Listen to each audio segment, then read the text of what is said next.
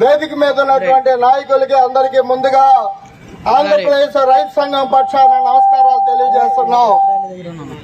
దేశ్ కి బచావో, దేశాన్ని రక్షించండి, మోడీకి హటావో, మోడీని పారుతోలండి అనే నినాదంతో ఈ రోజున దేశవ్యాప్తంగా శ్రీనగర్ నుండి త్రివేంద్రం వరకు అన్ని రాష్ట్రాల్లో ఉన్నటువంటి రైతాంగం, కార్మికులు, వ్యవసాయ కార్మికులు, కౌలు రైతులు పెద్ద ఎత్తున ఈ రోజున నిరసన ప్రదర్శన నిర్వహిస్తున్నారు.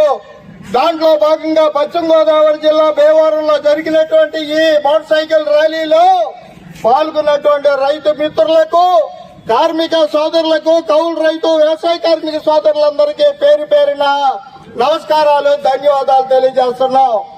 మిత్రులారా, ఈ రోజుకి చాలా ప్రాముఖ్యత ఉంది. జనవరి 26 పెద్దలు చెప్పారు, దేశానికి రాజ్యాంగాన్ని సృష్టించుకొని అమలు జరుపుతున్నటువంటి మొదటి రోజు. అట్లాంటి రోజున ఇవాళ దేశాన్ని భ్రష్టు పట్టించి, రాజ్యాంగాన్ని భ్రష్టు పట్టించి, దేశంలో వ్యవసాయాన్ని దెబ్బతీసి, దేశంలో పారిశ్రామిక రంగాన్ని దెబ్బతీసి, కార్పొరేట్ల ప్రయోజనాలను కాపాడడం కోసం మోడీ దుర్మార్గమైనటువంటి రైతు వ్యతిరేక, కార్మిక వ్యతిరేక విధానాలను అనుసరిస్తున్నారు. ఈ విధానాలకు వ్యతిరేకంగా పెద్ద ఎత్తున రానున్న కాలంలో మనందరూ ముందుకు సాగాలి.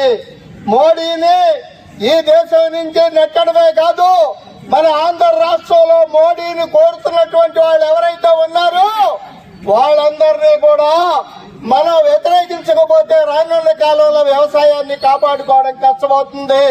ఈ రోజున చూసాం, ధరలు విపరీతంగా పెరుగుతున్నాయి. పెద్దలు చెప్పారు, పెట్రోల్ ధర 100 దాటింది, అలాగే డీజిల్ ధర 100 దాటింది. వివిధ ధరలు విపరీతంగా పెరిగినాయి. ఇప్పుడు బియ్యం ధర కూడా 100ను దాటించేదానికి మోడీ గారు ప్రయత్నం చేస్తున్నారు. ఈ రోజున బియ్యం కేజీ 70 రూపాయల వరకు పెరిగిన పరిస్థితి మనందరికీ తెలుసు. అందుకనే మిత్రులారా, ధరలు తగ్గాలంటే మోడీ దిగిపోవాలి, వ్యవసాయ రంగం కాపాడాలంటే మోడీ దిగిపోవాలి, కార్మిక చట్టాలు, లేబర్ కోట్లు వెనకెళ్లాలంటే మోడీ దిగిపోవాలి.